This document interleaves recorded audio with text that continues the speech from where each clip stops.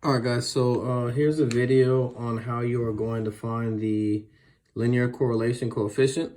So I'm going to use problem number 8 from 6.2, and I'm going to do the x sub 1, y sub 1. So you can use that as reference.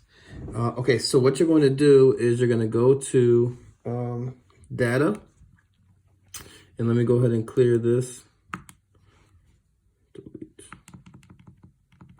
So I'm delete all the values.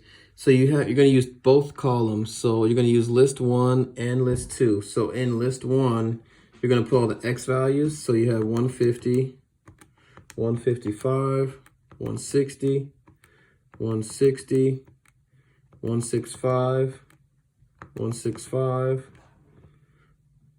170, 170, 175, 180. 1, 2, 3, 4, 5, 6, 7, 8, 9, 10. Okay, so there's 10 values, so that's where. Okay, so hit enter.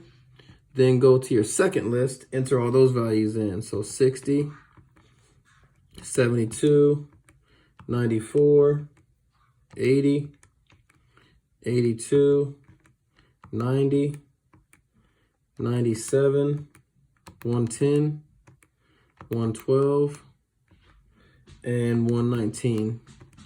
Okay, so once all those values are in, you're gonna go second and then stat, and now instead of one variable stats, you want two variable stats. So you're gonna hit enter, and then you select. So if your x values are in list 1, you're gonna keep it as L1.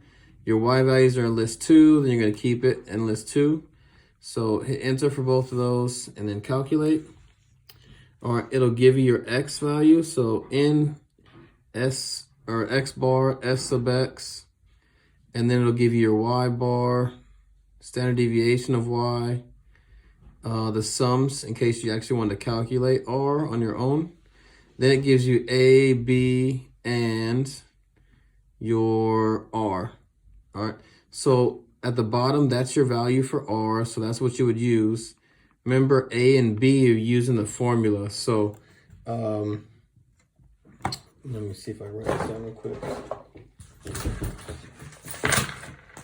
So remember, if you have this calculator, so again, if you have the TI calculator,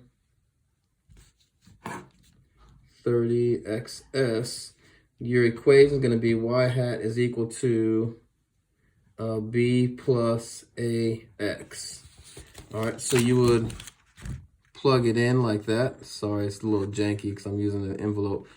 So your formula would end up being y hat is equal to negative 227.4 plus 1.933x.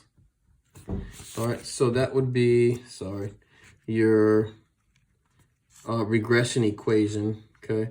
And again, I'm just using the values that they gave us. So we're using A, B, and R.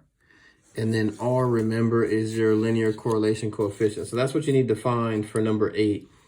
Just practice that and make sure you're good at it. And then you're good to go.